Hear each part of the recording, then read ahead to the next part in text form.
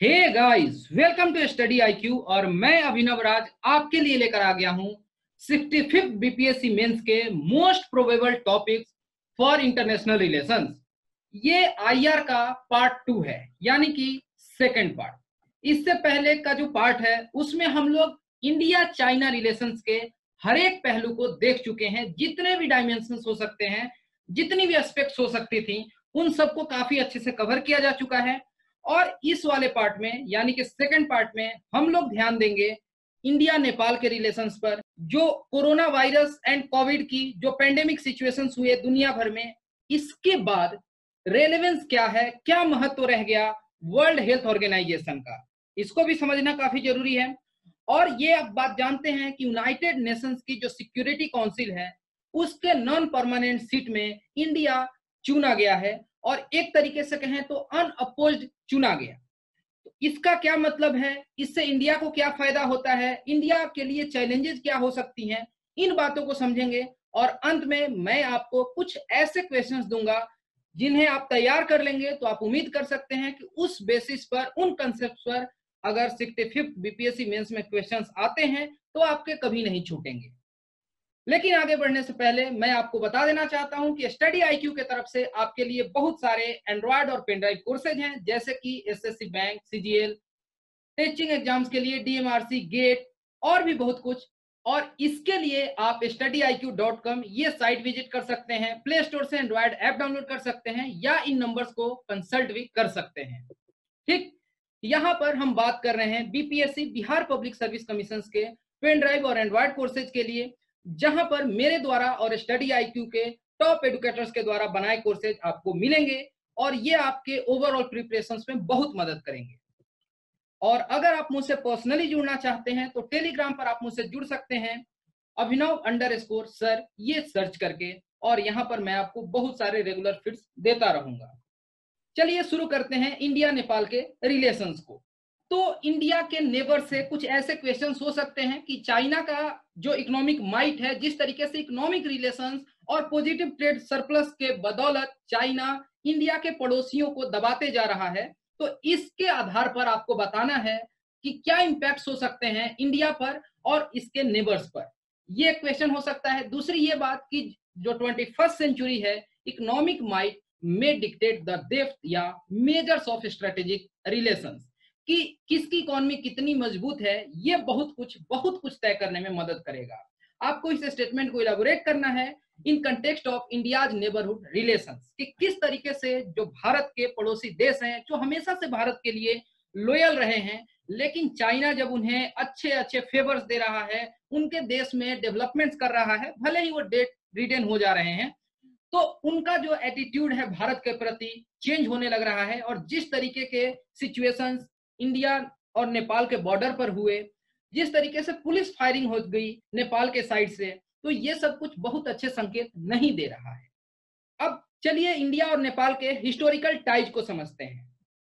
तो नेपाल जो है हमेशा से हमारा एक इंपॉर्टेंट नेबर रहा है, और यह ऑक्युपाई करता है स्पेशल सिग्निफिकेंस हमारे फॉरेन पॉलिसी में भी, क्योंकि जो हमारे जियोग्राफिकल टाइज हैं, जो हमारे हिस्टोरिकल टाइज हैं, जो कल्चरल और इकोनॉमिकल लिंकेजेज हैं या टाइज हैं, ये सदियों से हैं, ये एक दिन का हमारा रिश्ता नहीं है।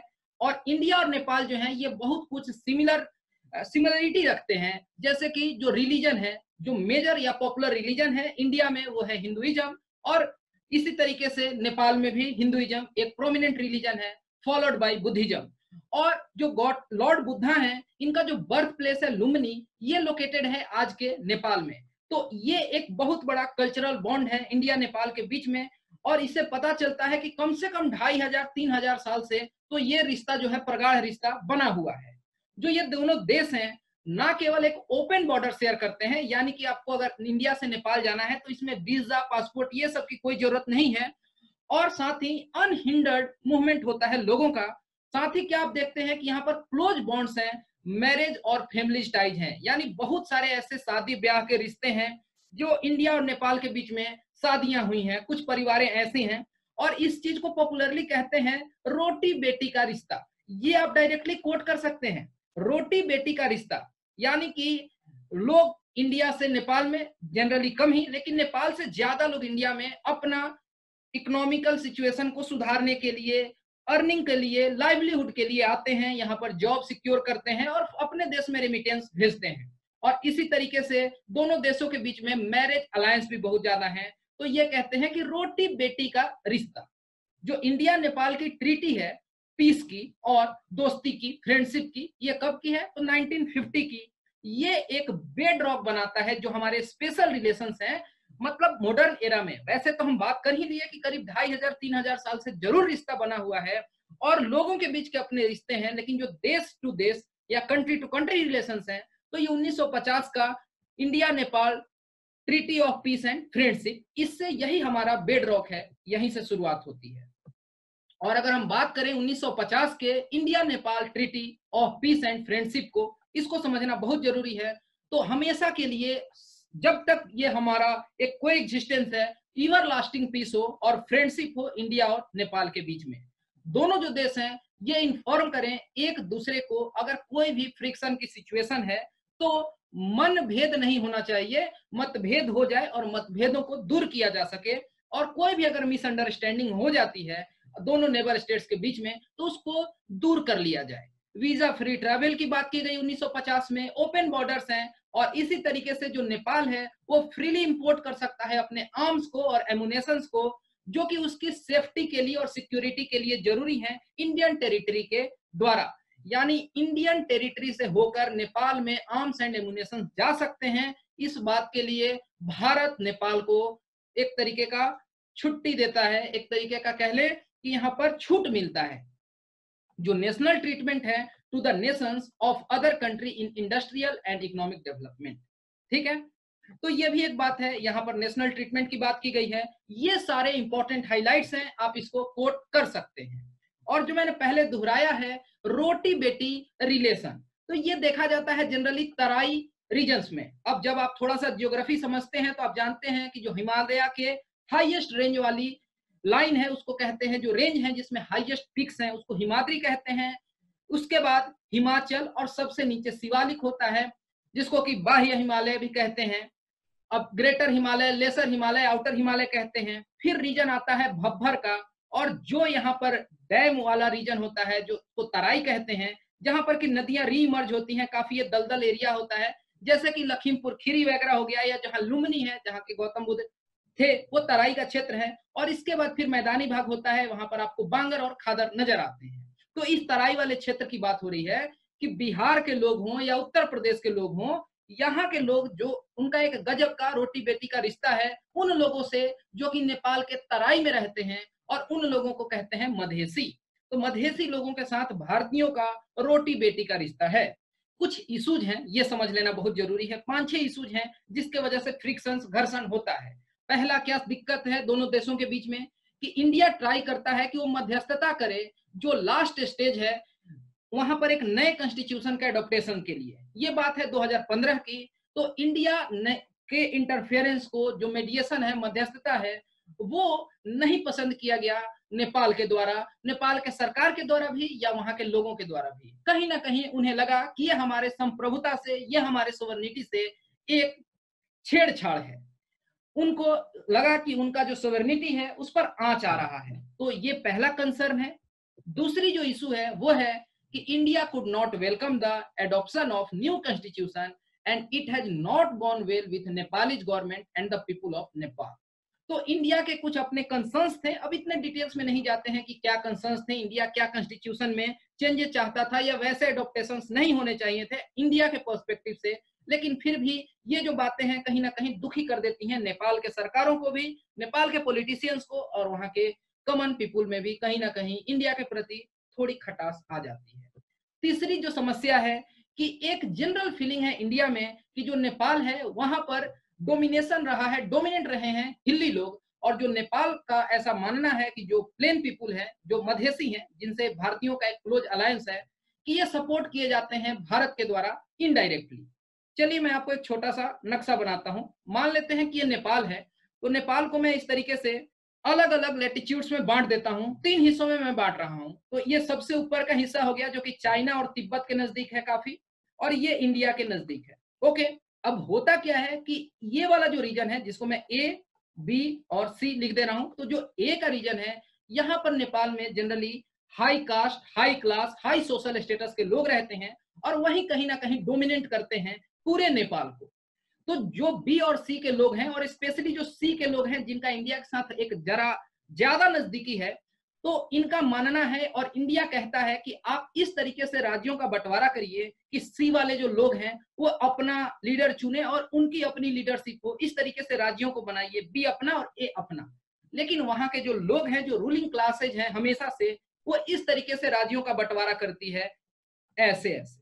ओके, तो ये एक राज्य हो गया जिसको 1 कह दिए, ये 2 कह दिए, ये 3 और ये 4। तो हर जगह क्या है कि रूलिंग क्लास वही बच गए और हर जगह वो रूल कर रहे हैं। और जो ये सी में पढ़ने वाले लोग हैं, इनका कोई रिप्रेजेंटेशन नहीं है, इनका कोई वॉइस नहीं है। तो भारत एक डेमोक्रेटिक कंट्री है और इस नाते इंडिया कई बार सपोर्ट भी करता है for the cause of Madhesi, जो कि कहीं ना कहीं वहां के रूलिंग क्लास को अच्छा नहीं लगता है। अब ये दोनों तरीके के अपने अपने पहलू हैं, आप समझ रहे हैं। अगले टॉपिक पर चलते हैं। जो अगला कंसर्न है वो है Nepal feels that India is behind the blockage of trade routes for around 4 months and indirectly supported Madhesi. अब वहां पर हुआ क्या था कि मधेसी जो लोग हैं वो सरकार से बहुत गुस्सा हो जाते हैं और कहीं ना कहीं ब्लॉकेज कर देते हैं ट्रेड को वगैरह को। और इसमें नेपाल को ऐसा लगा कि इंडिया के सपोर्ट से हुआ था, और भी ट्रेनिंग हो गए। पांचवा इशू था कि नेपाल सफर करता है badly due to non availability of essential items as the trade routes were blocked and it gave rise to anti-India and pro-nationalist sentiments in Nepal. अब हम लोग कल ही पढ़ रहे थे कि ये राष्ट्रवाद क्या होता है और किस तरीके से राष्ट्रवाद की भावना, चेतना जगाई जाती है अपने पड़ोसी मुल्कों के लोगों के खिलाफ बगावत करने में। और इसी तरीके का एक राष्ट्रवाद की जो चेतना है वहां के पॉलिटिशियंस के द्वारा वहां के कॉमन लोगों में जगाया गया, जो कि कहीं सही तौर पर सही नहीं था।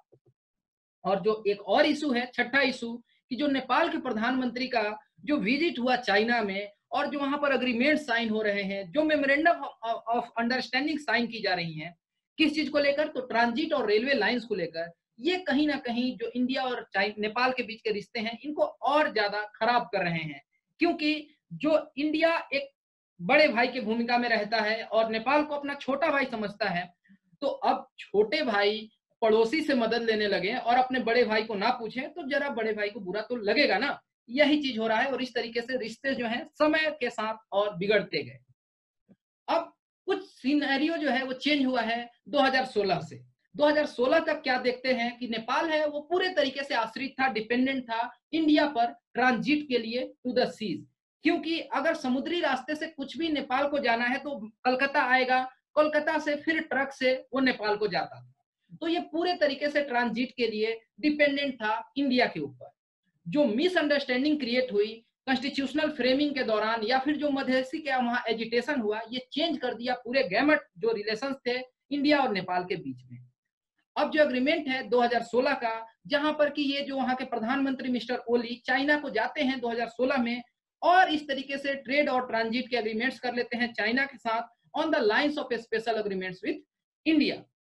अब नेपाल जो है इसको कनेक्ट किया जाएगा with China through a rail network और इस तरीके से रोड से भी कनेक्टिविटी की जाएगी। अब ये इंडिया के लिए अच्छी बात नहीं है क्योंकि चाइनीज का जो एक्सेस है वो बफर स्टेट में बढ़ जाता है। नेपाल एक बफर स्टेट है इंडिया और चाइना के बीच में और यहाँ पर चाइना का ओवर इन्फ्लुएंस इंडिया कभी पसंद नहीं करेगा। जो ट्रांसमिशन लाइंस हैं ये कनेक्ट कर रही हैं दोनों देशों को, यानी नेपाल को और चाइना को। ये प्रोवाइड कर रहे हैं नेपाल को a much needed alternative to sell excess power.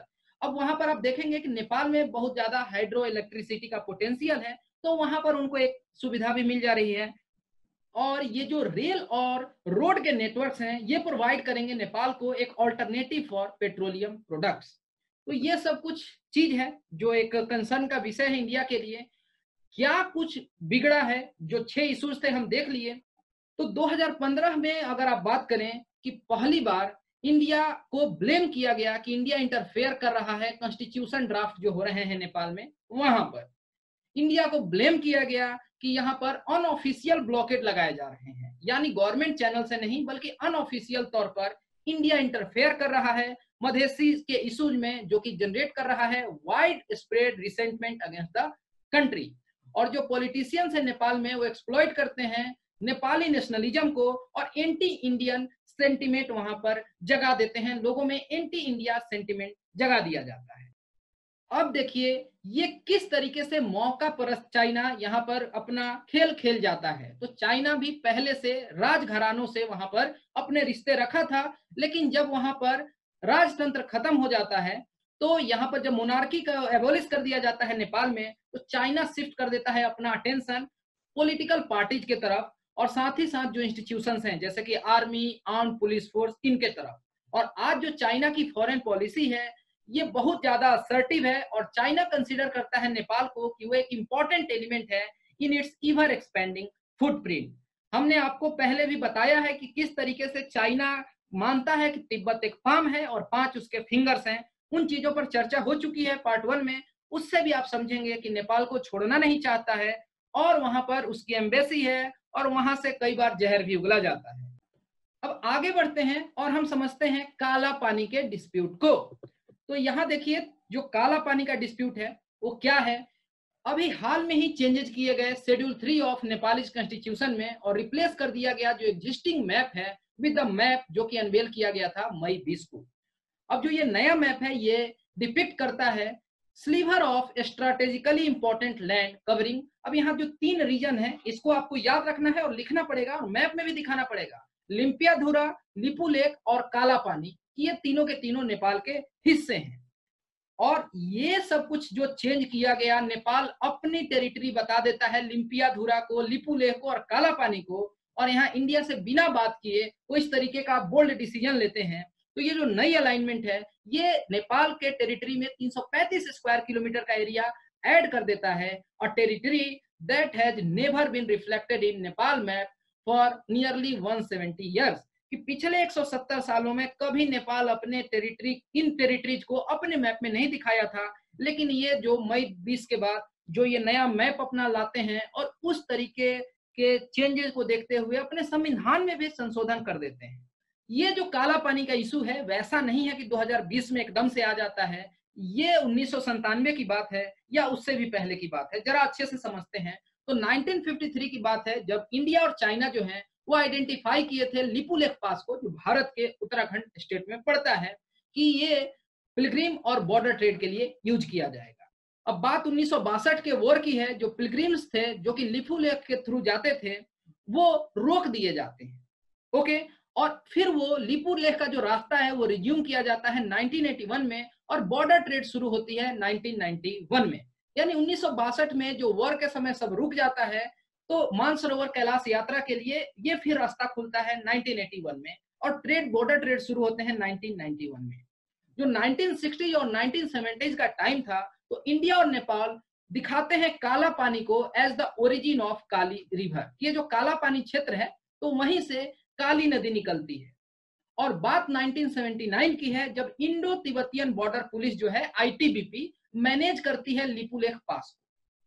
अब देखिए यहाँ पर बोन ऑफ कंटेंशन होता है, एप्पल ऑफ डिस्कॉर्ड। 1996 की बात है जब ट्रीटी ऑफ महाकाली साइन होता है जो इनिशिएट करता है पंचमेश्वर मल्टीपर्पस हाइडल प्रोजेक्ट। और ये जो इशू है of the origin of Kali river came to the forefront. यहीं पे बात आ जाती है कि काली नदी का शुरुआत कहाँ से है, उद्गम कहाँ से है। तो चलिए बहुत देर से हम लोग नेपाल का ही पहलू देख रहे हैं कि नेपाल भारत के बारे में क्या सोचता है, किस तरीके से संविधान में उनको दिक्कत होती है, मधेसी वाला कंसर्न। लेकिन इंडिया क्या सोचता है जरा ये देखिए। लिपुलेख को लेके इंडिया कहता है कि जो लिपुलेख पास है ये हमेशा से हिस्सा रहा है, पार्ट रहा है रोड टू तिब्बत, यानी तिब्बत जाने का जो रास्ता है वो हिस्सा रहा है हमेशा से, ये हिस्टोरिकली भारत का हिस्सा है।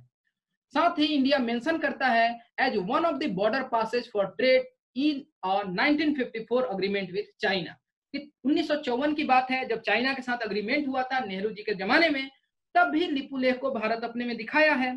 साथ ही ये भी रीअफर्म किया गया इन अनदर ट्रेड अग्रीमेंट इन 2050, ये भी बात है। और 1981 से जब चाइना रीओपन करता है कैलाश मानसरोवर के यात्रा को, पिलग्रिमेज यात्रा को, रूट फॉर इंडियन, ये जो रूट है ये यूज किया जा रहा है पिलग्रिम्स वॉक के लिए into Tibet through this route. तो कोई दिक्कत नहीं थी। जो रोड बिल्ड किया गया है वो फॉलो करता है इसी अलाइनमेंट को। ये सब कुछ होता है जब वहां पर इंडिया एक रोड बनाना शुरू करता है तब नेपाली दुखी हो जाते हैं और इस तरीके से वो अपने मैप में चेंजेस करते हैं, संविधान में चेंजेस करने लगते हैं, बॉर्डर पर पुलिस और अपनी सैन्य बल को लेकर आ जाते हैं।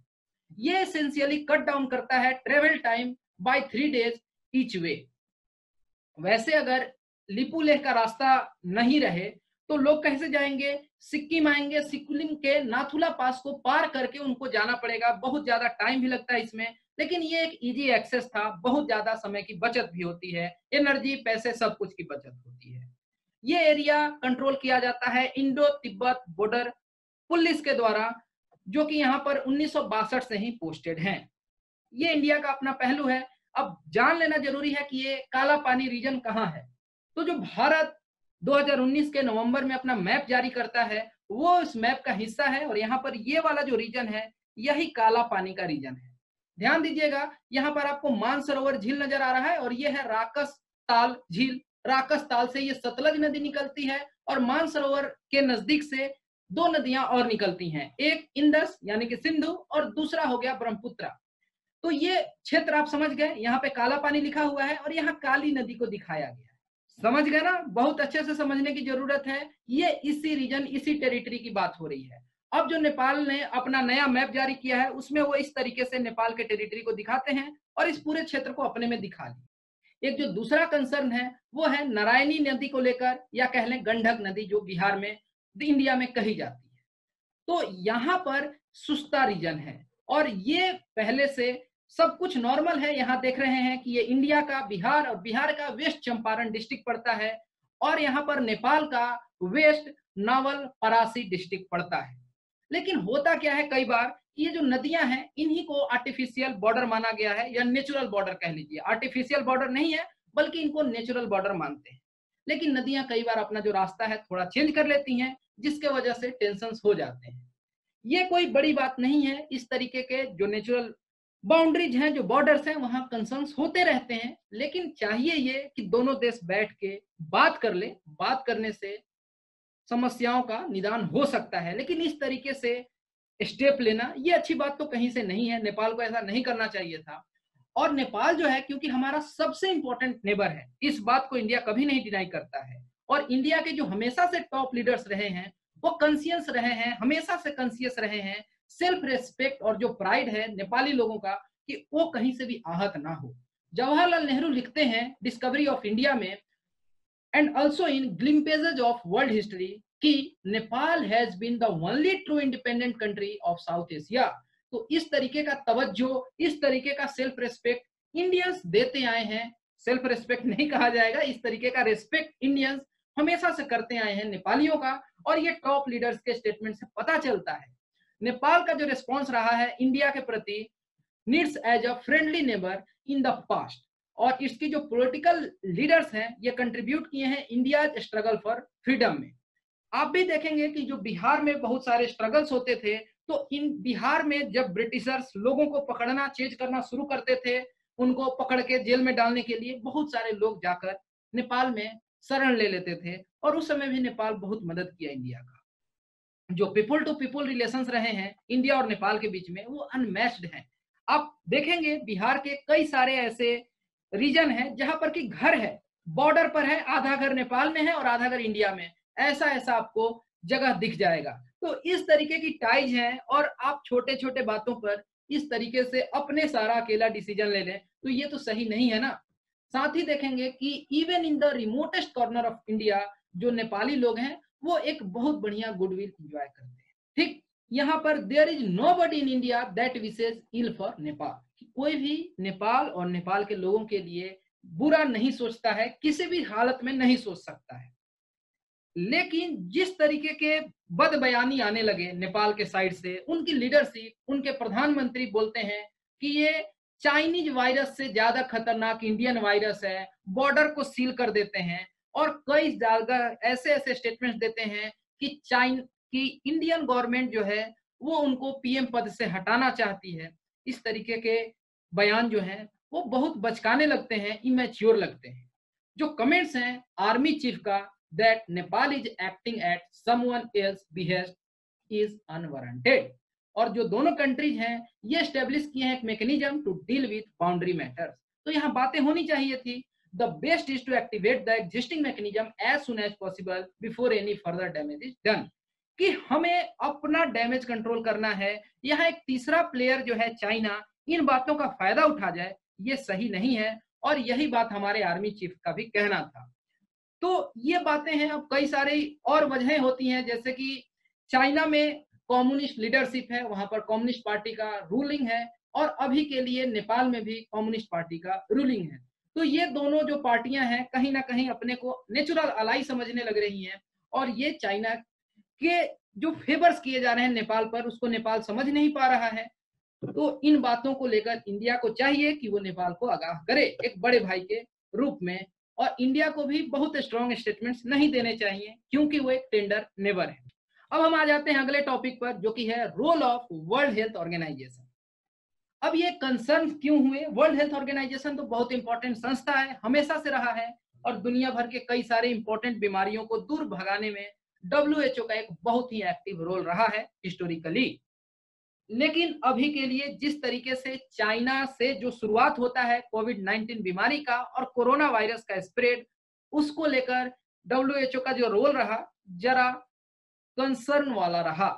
कई बार ऐसा लगा कि चाइना के साथ मिलके कोविड वायरस को छुपाने का काम किया जा रहा है WHO के द्वारा, और यहाँ पर WHO पर एक्यूज लगते हैं, एक्यूजिशंस होते हैं। द वर्ल्ड हेल्थ ऑर्गेनाइजेशन जो वो हैंडलिंग करता है Covid and it's bias towards China, USA halt कर देता है जो उसकी फंडिंग जाती थी WHO को। तो पहली ये बात है कि WHO का एक मेजर चंक जो है फंडिंग का यूएसए से आता था, और यूएसए इसको ये कह के रोक देता है कि ये बॉडी सही रूप से काम नहीं कर रही है। चाइना के साथ मिलके इन्होंने दुनिया से झूठ बोला है, झूठ छुपाया है, और ट्रम्प का कहना था he was looking into putting a hold on money sent to WHO while accusing UN agency of being very China centric। तो ये ट्रम्प कह के और फंडिंग रोकने की बात कर दिए। अब जो WHO के डायरेक्टर हैं, जिनका नाम है डायरेक्टर जनरल, उनका नाम है टेड्रोस एडमन, अब ये आप ही पढ़ लीजिएगा। इन्होंने कहा कि इस वायरस को पॉलिटिक्साइज करने की जरूरत नहीं है। लेकिन ध्यान दीजिएगा, जब आप राज्यसभा टीवी के डिबेट को सुनते हैं तो वहां पर यही डिस्कशन निकल के आते हैं कि हमेशा से जो WHO के डायरेक्टर जनरल्स रहे हैं तो वो नॉन पॉलिटिकल लोग रहते हैं। वैसे लोग होते हैं जो कि डिप्लोमेट्स वगैरह रहते हैं, लेकिन वो कभी भी एक्टिव पॉलिटिशियंस नहीं रहते हैं, या जो अपने देश में हेल्थ मिनिस्टर लीडर्स रहे हैं, वैसे लोगों को कभी ये पोस्ट नहीं दिया गया है। और ये जो व्यक्ति हैं ये खुद से अपने देश के हेल्थ मिनिस्टर रह चुके हैं, और इनको इस तरीके से एस्टेब्लिश किया गया है, तो कई बार कंसर्न्स आ जाते हैं। और इन तरह के चीजों में आप जो इसके बारे में लिखेंगे कि क्या रिवाइज करने की, सुधार करने की जरूरत है, तो जिस तरीके से हम इंडिया में बात करते हैं कि जो गवर्नर का पोस्ट होता है वो कभी भी पॉलिटिकल व्यक्ति को नहीं दिया जाना चाहिए, जैसा कि सरकारी या कमीशन, पंछी कमीशन, इन जगहों पर भी बात की गई है। तो सेम इसी तरीके से WHO वगैरह के डायरेक्टर जनरल का पोस्ट जो है ऐसे पॉलिटिकली इन्फ्लुएंस्ड लोगों को नहीं दिया जाता। अब जो क्रिटिसिज्म है WHO के, जहां पर कि मोस्ट कंट्रीज क्लोज कर देते हैं अपने एयर ट्रेवल को पहले ही स्टेज पर, जो WHO है बहुत लंबे समय तक एक स्टैंड लेके रहता है against travel and trade restrictions on China, कि नहीं नहीं रोक लगाना चाहिए, सब कुछ ठीक है, सब कुछ नॉर्मल है। और जो सीनियर ऑफिशियल्स हैं national centre for disease control, उनका कहना था कि जब केसेज पाइल अप हो रहे थे चाइना में, there was a meeting in Delhi in which WHO officials brushed aside government concerns saying that there is no human to human transmission। इतना बड़ा झूठ दिल्ली में बोला गया कि नहीं जी ये कोविड का तो ह्यूमन टू ह्यूमन ट्रांजिशन ही नहीं है। इस तरीके का झूठ बोला गया, ये कितनी गलत बात है आप वैसे भी समझ सकते हैं।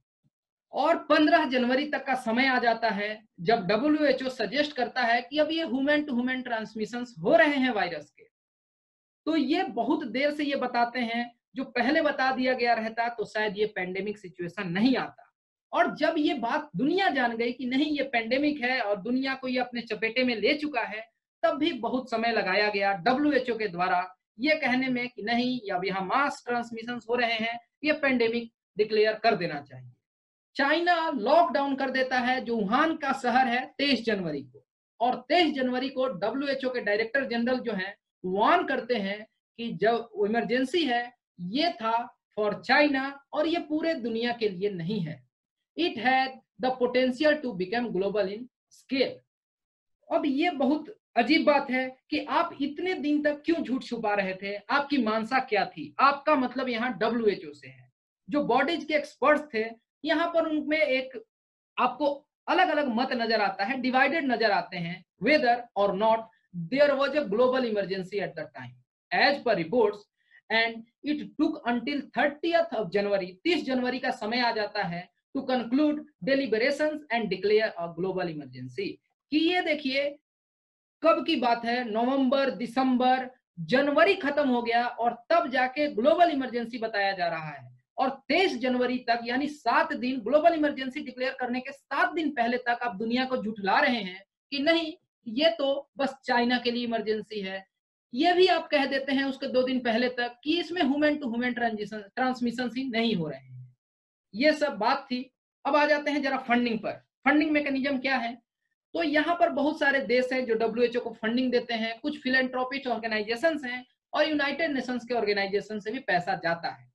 तो जो WHO के वेबसाइट पर इंफॉर्मेशन दिया गया है, यहाँ बताया गया है कि वॉलेंट्री डोनेशन है मेंबर स्टेट से वो करीब 35% है, एसेस्ट कंट्रीब्यूशन करीब 15 या 15.5% है, फिलेंट्रोपिस्ट ऑर्गेनाइजेशन से करीब 9.25% कंट्रीब्यूशन मिलता है, यूएन ऑर्गेनाइजेशन करीब 8.1% कंट्रीब्यूट करते हैं और जो रेस्ट है वो बहुत सारे अन्य सोर्सेज से आता है।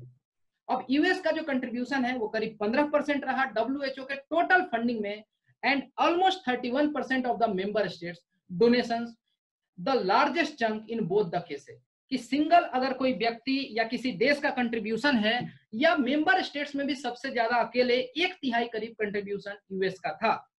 इंडिया यहाँ पर कंट्रीब्यूट करता है करीब 1% ऑफ मेंबर स्टेट्स डोनेशन, जबकि यहाँ पर यूएस 31% देता है। अब जो कंट्रीज हैं ये डिसाइड करते हैं हाउ मच दे पे एंड में ऑल्सो चूज नॉट टू। तो यहाँ पर बहुत ज्यादा आजादी दी गई है। जो टोटल फंड्स हैं 2020-21 के लिए, तो यहाँ देखेंगे कि ये हैं करीब $957 मिलियन इन असेसमेंट्स और 4.9 बिलियन इन वॉलेंट्री कंट्रीब्यूशंस। तो अलग अलग बताए गए हैं लेकिन ये फिगर याद रखने की जरूरत नहीं है। जबकि 2018-19 बाइनियम के लिए यूएस का कंट्रीब्यूशन यहाँ 20% था WHO के बजट में, यानी जो यहाँ 15% बताया गया है इससे भी आगे बढ़ के करीब 20% था। ये अपने आप में बहुत बड़ी बात है। और तब आप अगर यूएस के साथ दगाबाजी कर रहे हैं तो ये बात किसी को भी बुरा लगेगी ना। अब ये जो मनी है, अब यहाँ पर बताया गया कि किस किस तरीके से यहाँ पर क्या खर्च वर्च होता है। चलिए इस चीज को छोड़ देते हैं, ये फिगर जरूरी नहीं है। लेकिन ऐसा नहीं है कि आप WHO को डिनाई कर सकते हैं पूरे तौर पर, क्योंकि बहुत सारे ऐसे बीमारियां हैं जैसे कि स्मॉल पॉक्स और रिंडर पेस्ट जैसे जाने जाती थी, लोग मारे जा रहे हैं, इन चीजों को इराडिकेट कर दिया गया। ग्लोबल इराडिकेशन अंडरवे, पोलियो को एक तरीके से खत्म ही कर दिया, या उसको मलेरिया, इन चीजों को जो कंट्रोल में लाया गया है दुनिया में, ये भी काम WHO ही किया है। इन सब चीजों से और भी बहुत लंबी चौड़ी लिस्ट है जहां पर कि WHO एक बहुत अच्छा रोल प्ले किया है। जब भी कहीं पर ह्यूमैनिटेरियन क्राइसिस होते हैं, सिविल वॉर का सिचुएशन होता है, वहां पर मेडिकल एड की जरूरत होती है, वहां पर भी WHO मौजूद होता है। जो बहुत सारे के ड्राफ्ट्स हैं यहाँ पर WHO तैयार करता है।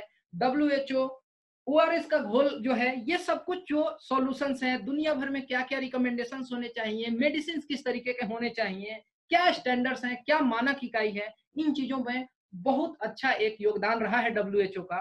लेकिन फिर भी आप ये बात बता सकते हैं कि हाँ, इसको पॉलिटिसाइज करने की जरूरत नहीं है। WHO को भी चाहिए कि वो बड़ा एक ट्रांसपेरेंट बॉडी बन के रहे, इस तरीके से ओपेक बनने से काम नहीं चलेगा। और ग्लोबल कम्युनिटी को भी समझना पड़ेगा कि जितना बजट WHO का है, इससे अधिक बजट तो कई यूनिवर्सिटीज के हैं और कई बड़े बड़े हॉस्पिटल चेन्स के हैं। तो इतने कम पैसे में WHO कुछ कर नहीं पाएगा, तो बजट वगैरह के मैकेनिज्म में सुधार करने की भी जरूरत है।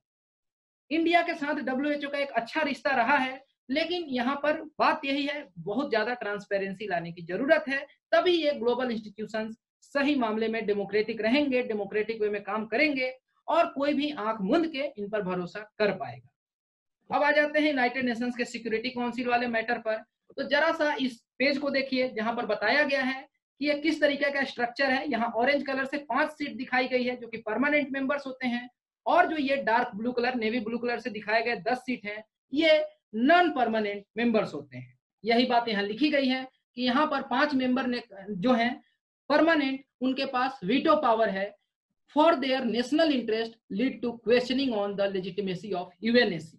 कि यहीं पर सवाल उठने लगता है कि जब यूनाइटेड नेशंस है, डब्ल्यूएचओ है, ये सारे जब दुनिया भर में डेमोक्रेसी स्टेब्लिश करने की बात करते हैं, चाहत रखते हैं, और ये संस्थाएं खुद डेमोक्रेटिक नहीं है, कुछ लोगों को वीटो दिया गया है, कुछ परमानेंट मेंबर्स हैं, ये कैसे डेमोक्रेसी का रूप है?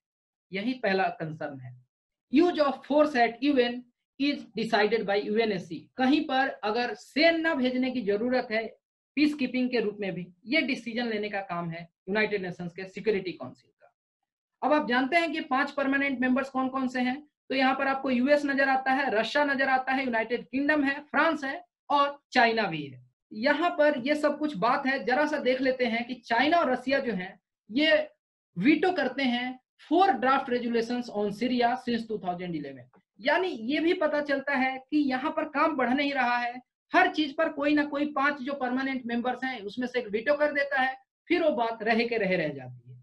अगर बात करें 1972 से लेकर अब तक, तो 42 बार जो वीटो राइट यूज किया गया है यूएस के द्वारा, यूनाइटेड स्टेट्स के द्वारा इजराइल को लेकर। इसी तरीके से जो फिलिस्तीन है, और आप ये भी जानते हैं कि हमेशा से ये लॉगर हेड्स पर रहे हैं इजराइल और फिलिस्तीन, लेकिन फिलिस्तीन को एक मेंबरशिप, परमानेंट मेंबरशिप नहीं मिला हुआ है यूएन का, यूनाइटेड नेशंस का, और फुल मेंबरशिप के लिए जरूरत होती है यूएनएससी के अप्रूवल की। यानी यहाँ पर भी आपको कमी नजर आ रही है। और चाइना ब्लॉक कर देता है ताइवान के यूनाइटेड नेशन के मेंबरशिप के एंट्री को, और नहीं रिकॉग्नाइज करता है ताइवान को एक सोवरेन कंट्री के रूप में। ये सब कुछ है। जो क्रिटिसिज्म है वो यूएन स्ट्रक्चर को लेकर है, जिस पर कि हम लोग चर्चा कर चुके हैं। और यहाँ पर जो रिफॉर्म्स की बात की जाती है कि यहाँ पर जरूरत है इंक्रीज करने के नॉन परमानेंट मेंबर्स में भी, जो ये 10 हैं, और ज्यादा सीटें होनी चाहिए, और वीटो राइट को रिस्ट्रिक्ट करने की जरूरत है। परमानेंट जो सीट्स हैं, जो 5 मेंबर्स हैं, यहाँ पर भी एक्सपेंशन होना चाहिए समय के साथ। अब देख लीजिए, ये जो 5 मेंबर हैं परमानेंट, इन्हें आप देख लिए। बाकी के जो 10 नॉन परमानेंट मेंबर होते हैं वो दुनिया के 5 अलग अलग क्षेत्रों से चुने जाते हैं। तब मिला के ये टोटल 15 मेंबर हो जाते हैं। 15 को आप बांट सकते हैं 10+5 में, 5 परमानेंट और 10 नॉन परमानेंट। इन 10 में से 2 एशिया रीजन से चुने जाते हैं, 3 अफ्रीका के रीजन से चुने जाते हैं, लैटिन अमेरिका और कैरेबियन क्षेत्र से 2 चुने जाते हैं, ईस्टर्न यूरोप से 1 देश चुना जाता है, और वेस्टर्न यूरोप और अदर कंट्रीज मिला के 2। यानी 2 जोड़ 3 5, 2 7, 1 8 और 2 10, और 10 और 5 15। यही 15 देश हैं। अब ये जो चुने जाते हैं देश, वो हर 2 साल के लिए चुने जाते हैं। यहाँ बात बताई गई है कि each year 5 out of 10 non permanent United Nation Security Council members are elected by UN General Assembly for 2 year term. और जो 10 नॉन परमानेंट सीट्स हैं ये डिस्ट्रीब्यूट किए गए हैं जियोग्राफिकल बेसिस पर। अब यूएनएससी पर अगर सवाल आता है तो उसमें इन चीजों को आपको बताना पड़ेगा। अब देखिए, यहाँ इंडिया जो है इसको वापिस से इलेक्ट कर लिया गया है। यानी ये इंडिया के लिए नई बात नहीं है। इंडिया इसे पहले 7 बार सर्व कर चुका है, 1950-51 में, 67-68 में, 72-73, 77-78, 84-85, फिर 91 और 92 के समय में। अब बहुत थोड़ा लंबा गैप हो गया, और फिर 11-12 में, और फिर बहुत जल्दी से एक बार मौका मिल जाता है इंडिया। और खास बात यह है कि इंडिया को यहाँ पर बहुत अच्छे वोट्स मिले थे, 192 वोट्स में से, जहां जरूरत होती है केवल 128 वोट सिक्योर करने की, वहां इंडिया को 184 वोट मिलते हैं। और इंडिया किस क्षेत्र से चुन के जाता है? Asia Pacific category. यहाँ जो है देख रहे हैं ना एशिया, तो इसको और अच्छे से लिख लीजिए कि ये एशिया पैसिफिक कैटेगरी है, यानी प्रशांत महासागर का जो क्षेत्र है, और ये एशिया का क्षेत्र मिला के यहाँ से जो देश चुन के जाते हैं उसमें से एक हो गया इंडिया। ये बात समझ आ गई। और इंडिया यहाँ पर काम करेगा with all member countries to promote global peace, security, resilience and equality. क्योंकि भारत के बेडरूक में ही डेमोक्रेसी है, तो इंडिया जहां भी जाता है इस तरीके की बातों को लेकर आता है। जो कमजोर हैं उनको एक बराबर पटल पर लाया जाए, ये भारत की हमेशा से प्राथमिकता रही है। अब जरा इस स्क्रीनशॉट को देखिए, विकिपीडिया से मैंने उठाया है। यहाँ पर बताया गया है कि 2020 के जो नेशनल मतलब यूनाइटेड नेशंस के सिक्योरिटी काउंसिल के इलेक्शंस हुए हैं, तो यहाँ पर बताया गया है कि जो 10 नॉन परमानेंट मेंबर्स हैं वो कौन कौन हैं, ये पता होना चाहिए। तो यहाँ पर न्यूली इलेक्टेड मेंबर्स की बात की गई। अफ्रीका से जो देश चुन के आए हैं उसमें केन्या है, एशिया पैसिफिक क्षेत्र से भारत हो गया, इसी तरीके से मैक्सिको हो गया, आयरलैंड आया है और नॉर्वे आया है। वेस्ट यूरोप के रीजन से नॉर्वे आया है। अब कंटेंडर्स जो थे, अब कहां कहां पर किन में कन्फ्लिक्ट्स थे, जैसे कि इंडिया को एशिया पैसिफिक क्षेत्र से अनअपोज्ड चुना गया है, समझ गए। लेकिन हर जगह ये नहीं है। जैसे अभी आप देखिए कि ये जो 10 मेंबर्स हैं, जो फॉर्मर मेंबर्स हैं, इलेक्शन के पहले से हैं और 1 साल और कंटिन्यू करेंगे, तो एशिया पैसिफिक से 2 सीटें थी ना, यहाँ आप देखे थे ना, तो एक तो भारत हो गया, एक दूसरा कौन है, तो इंडिया का बहुत अच्छा एक मित्र है, इंडोनेशिया है। तो ये अच्छी बात है इंडिया के लिए। इसी तरीके से आप देखिए अफ्रीका के क्षेत्र से 2 देश होने चाहिए, तो एक केन्या हो गया, एक साउथ अफ्रीका हो गया। केन्या के साथ इंडिया के अच्छे टर्म्स हैं और ये बड़ी यहाँ बात है। मैक्सिको चुना गया है और यहाँ पर पहले से डोमिनिकन रिपब्लिक है। आयरलैंड को चुना गया है और पहले से बेल्जियम है। और नॉर्वे को चूज किया गया है और पहले से जर्मनी है। तो जर्मनी और नॉर्वे जो है ये आगे के देश हैं, यूरोपियन कंट्रीज हैं, एक वो अलग तरीके से सोचती हैं और वो कभी भी डेवलपिंग कंट्रीज का कॉमन वॉइस नहीं हो सकते हैं। तो ये अच्छी बात है कि इंडिया को पूरे रीजन के लिए जो भी पिछड़े देश हैं और दुनिया के 2/3 हिस्से को एक लीडर के रूप में रिप्रेजेंट करने का यहाँ मौका मिल रहा है। ये बड़ी ही खास बात है। और जिस तरीके से ग्लोबल सर्कमस्टांसेज हैं, ग्लोबल टर्मोइल है, जहां पर कि हर कंट्री अलग अलग तरीके से कॉन्फ्लिक्ट्स में फंसा हुआ है और कई बार तो ऐसे लोग कहते हैं कि ये सिचुएशन आ गया है कोल्ड वॉर का। कहीं ना कहीं ये कोल्ड वॉर जो है, शीत युद्ध है, वो शुरू हो चुका है। भले ही उसकी बिगुल नहीं बजाई गई और ना ही शीत युद्ध की बिगुल बजाई जाती है, लेकिन ये शुरू है। और इस शीत युद्ध में अगर कोई अग्रसर होता है, अगर कोई पैनियर बनता है, अगर दूत बनेगा, तो वो भारत होगा। भारत के जो कमिटमेंट्स हैं यूनाइटेड नेशन सिक्योरिटी काउंसिल के तरफ, तो यहाँ पर देखिए कि भारत अपने कैंपेन ब्रोशर में ही कहता है कि इसका कमिटमेंट है मल्टीलैटरलिज्म को बढ़ाने के लिए, यानी सिंगल पोलर वर्ल्ड कभी ना हो, मल्टीपल पोल्स हो, मल्टीलैटरल वर्ल्ड हो, इसके लिए इंडिया का कमिटमेंट है। और इंडिया का ऑब्जेक्टिव है कि वो नॉर्म्स को अचीव करे। नॉर्म्स का मतलब new orientation for a reform multilateral system. ये बात समझ गए। और भारत यहाँ पर डिमांड करेगा transparency in mandates for UN peace keeping missions. ये यहाँ पर कहीं ना कहीं ट्रांसपेरेंसी की कमी है, पारदर्शिता की कमी है, और भारत का ये पॉपुलर डिमांड रहेगा। जो इंडिया के इलेक्शंस हुए, मतलब वहां पर यूएनएससी में नॉन परमानेंट सीट के लिए, ये काफी बड़ी एक कह लें कि डिप्लोमेटिक विक्ट्री है भारत की। ओके, जो कि यहाँ पर एक ग्लोबल इंस्टीट्यूशंस में जो कमियां हैं उसको उजागर करने के लिए इंडिया के लिए एक बहुत अच्छा मौका है। अब अभी तक क्या होता है कि दुनिया में कुछ 2 अलग अलग मसले हैं, 2 देश आपस में कन्फ्लिक्ट कर रहे हैं, तो वहां इंडिया वैसे चाहे तो ना भी बोलता था और दोनों देशों के साथ इंडिया का अपना अलग रिश्ता रहता था। लेकिन इंडिया जो चुन करके गया है यूएनएससी के नॉन परमानेंट सीट में, तो दुनिया के कोई भी अगर 2 देश हैं वो आपस में कन्फ्लिक्ट करते हैं, वहां पर इंडिया को अपनी कमेंट्री देनी पड़ेगी। तो इससे इंडिया का हो सकता है कि एक देश को लेकर रिश्ता अच्छा हो और एक देश को लेकर रिश्ता खराब हो, लेकिन जहां बात ही ना हो वहां क्या बात। यही बात है कि जो इस तरीके की संस्थाएं हैं और इंडिया को इतनी बड़ी रिस्पॉन्सिबिलिटी मिली है, क्यों? क्योंकि ये जो अभी समय है, यहाँ पर चाइना यूएस आपस में कन्फ्लिक्ट में है, यूएस रसिया में नहीं बनता है, इसी तरीके से यूएस और देख रहे हैं कि कई बार जो यूरोपियन कंट्रीज हैं ये भी कई जगहों पर ट्रंप उनसे भी खफा रहते हैं। तो परमानेंट मेंबरशिप में एक बहुत ही ज्यादा सिनर्जी की कमी है और यहाँ पर एक जो बड़ा ग्लोबल वॉइस बनेगा वो होगा इंडिया। तो जो ये भारत की विक्ट्री है ये अनएक्सपेक्टेड नहीं थी, क्योंकि भारत इकलौता कंटेस्टेंट था एशिया पैसिफिक क्षेत्र से। जैसे आपको मैंने यहाँ पर दिखाया ना कि ये सारे देश हैं कि जैसे मैक्सिको है कि वो एक्सपेक्ट किया जाएगा, ऐसा पहले लिखा जाता था। लैटिन अमेरिका क्षेत्र से कनाडा, आयरलैंड और नॉर्वे तीनों लड़ रहे थे 2 सीटों के लिए। केन्या जिबोती लड़ रहे थे अफ्रीकन सीट से, जहां केन्या जीतता है। लेकिन ऐसा इंडिया के साथ नहीं था, क्योंकि इंडिया को निर्विरोध एशिया पैसिफिक क्षेत्र चुन दिया था। जो भी यहाँ के देश थे इंक्लूडिंग पाकिस्तान, और ये चुन दिए थे कि ठीक है इस बार को आप ही जाइए। और ये जो वोटिंग किया जाता है, लेकिन यहाँ पर देखिए कैसे किया जाता है, सीक्रेट बैलेट से किया जाता है और इंडिया वहां पर जीतता है। 2/3 वोट जीतने लाने पड़ते हैं, लेकिन इंडिया उसे बहुत ज्यादा लाता है और इस तरीके से इंडिया जीत जाता है। जो ओवरऑल अगर बात करें इंडिया का ऑब्जेक्टिव, वो तो हम पहले ही देख चुके हैं। यहाँ ट्रांसपेरेंसी की बात है, नॉर्म्स की बात है। नॉर्म्स मतलब new orientation for a reformed multilateral system. अब जरा कोविड-19 पेंडेमिक के भी संदर्भ में बात की जाए कि एक जिस तरीके से पूरे ग्लोबल ऑर्डर को हिला के रख दिया है और राइवलरी जो है यूएस चाइना के बीच में और बढ़ गई है और इंटेंस हो गई है, तो इस तरीके से ये फ्रेश डिबेट ओपन कर देता है, स्ट्रेंथन करने पर मल्टीलैटरल और मल्टीलैटरलिज्म को ये प्रमोट करने की अभी जरूरत समझ आती है और यहाँ पर इंडिया अपना एक वॉइस रख पाएगा। इंडिया को क्या फायदे होंगे? फायदे तो बहुत हैं, जैसे कि इंडिया का जो प्रेजेंस है यूनाइटेड नेशंस के सिक्योरिटी काउंसिल में, ये इंश्योर करेगा the voice of largest democracy in world, ठीक है। और यहाँ पर स्ट्रॉन्ग मल्टीलैटरल क्रीडेंशियल्स की बात है और ये बहुत ही इंपॉर्टेंट ऑर्गन है यूनाइटेड नेशंस का, तो यहाँ पर जो भी बातें होती हैं वो पूरे दुनिया में गूंजती हैं।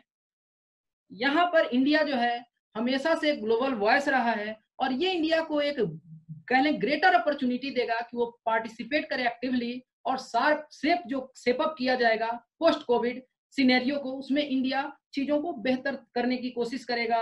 इंडिया का कद बढ़ने वाला है। अब जो कोविड के बाद इस तरीके से हर देश के बीच आपस में कई तरीके के कन्फ्लिक्ट्स हो गए, वहां पर भारत जाकर एक बहुत अच्छा मैसेज देगा वसुधैव कुटुंबकम का, कि पूरा जो विश्व है एक परिवार के समान है और यहाँ इस तरीके के कन्फ्लिक्ट्स नहीं होने चाहिए।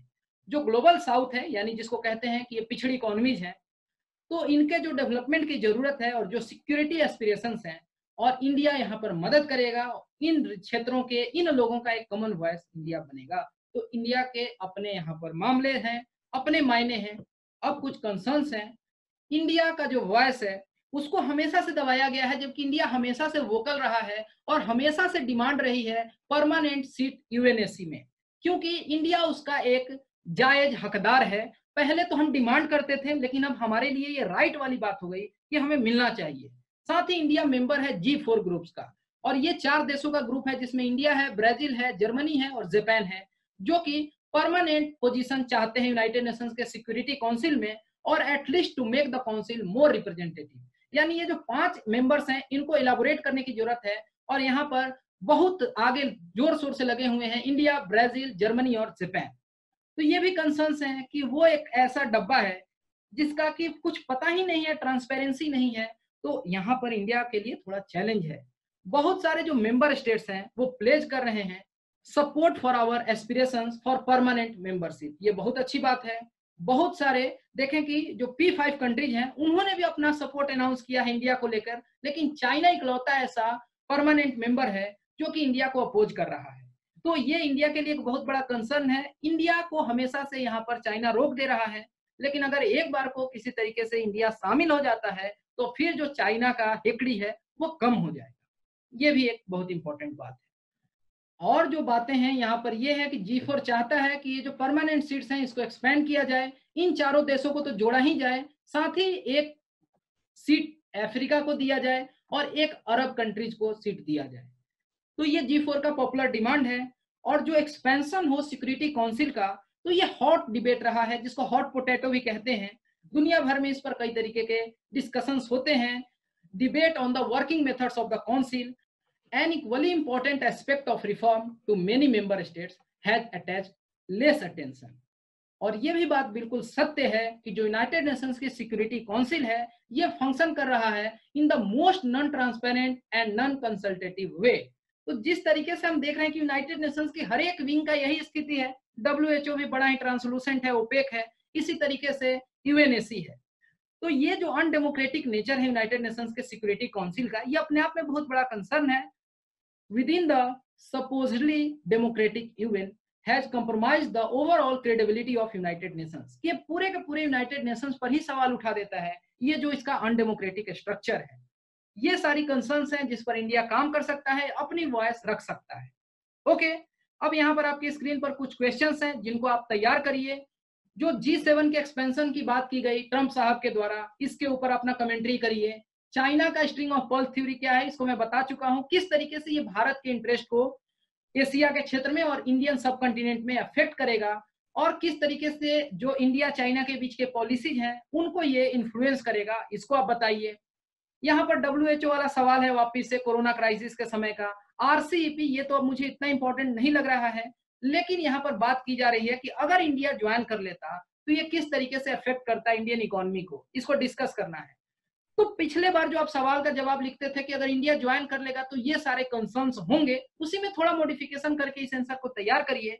और यहाँ पर इंडिया का एंगेजमेंट जो है इंडियन ओशन रीजन में, और जो रोल है ऑर्गेनाइजेशन जैसे कि आयोरा, इंडियन ओशन रिम एसोसिएशन, तो यहाँ पर क्या रोल है इंडिया का, ये सब कुछ आपको बताना है। इसके बारे में आंसर बढ़िया तैयार करिए और सारे एस्पेक्ट्स को कवर करिए। जिस तरीके से मैं आपके सारे एस्पेक्ट्स को बताता हूं, इस तरीके से आंसर तैयार करिए कि कुछ भी मिलता जुलता आता है तो गलत ना हो। ठीक है, तो आप स्टडी आईक्यू से इन सारे सोशल मीडिया प्लेटफॉर्म पर भी जुड़ सकते हैं, वहां आपको रेगुलर फीड्स वगैरह मिलते रहती हैं। फिलहाल इस वीडियो में इतना ही।